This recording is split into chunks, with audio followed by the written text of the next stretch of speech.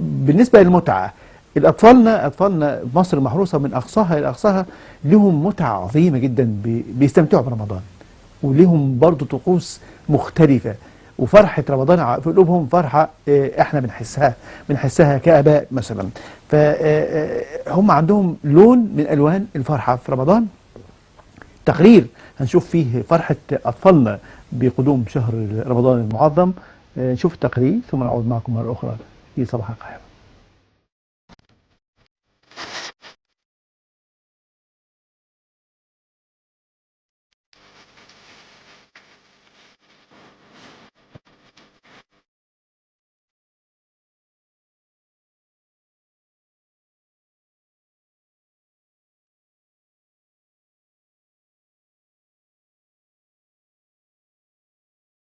صباح الخير. صباح النور. اسمك ايه؟ أنا مريم. وانتي؟ لينا. مريم كام سنة؟ أنا 10 سنين. حلو. ولينا؟ 11. 11. قولي لي يا مريم، هبدأ معاكي انت الأول. قولي لي رمضان بقى بالنسبة لك يعني ايه أكتر حاجة بتحبيها في رمضان؟ أكتر حاجة بحبها في رمضان لمة العيلة والألبومات ونشوف حاجاتنا واحنا صغيرين. دي أكتر حاجة بحبها جدا في رمضان. وبرضو بحب الصيام، بالنسبة لي دي حاجة عظيمة جدا، وأقول عليها أكتر من تاريخ أصلا. أكتر من ايه؟ تاريخ.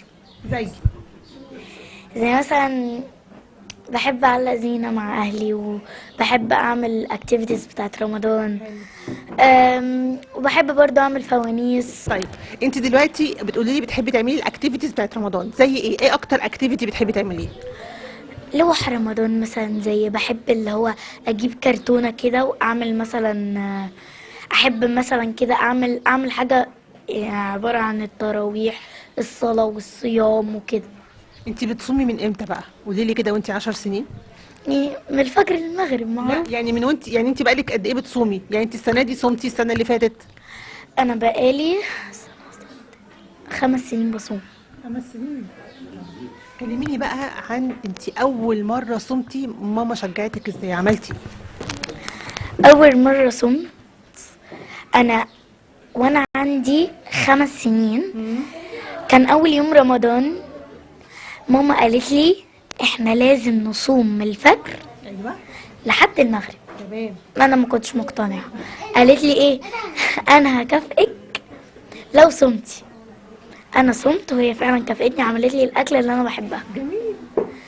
فانا بقى كل يوم بدأت ان انا اصوم التاني والتالت، عشان ماما بتعمل الاكل اللي انا بحبه، لحد ما اتعودت على الصيام. ما اتعودتي على الصيام. ايوه.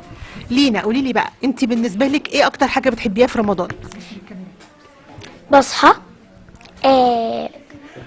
بصحى ايوه. بغسل وشي وسنيني وكده، ايوه. وبعديها بقعد بتفرج على التابلت على التليفون، وبعديها بستنى عيد لما المغرب يبدأ واروح واكله.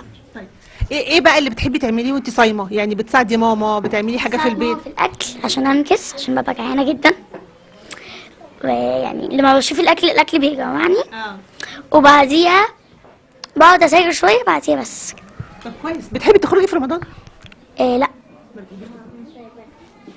بتحبي تشاركي بقى مثلا الجيران، الشارع، بتعملوا زينة سوا ولا بتعملوا ايه؟ بتعملوا زينة سوا؟ ومريم ايه بقى؟ بتحبي تشاركي الزينة بتاعتك مع الناس اللي حواليكي؟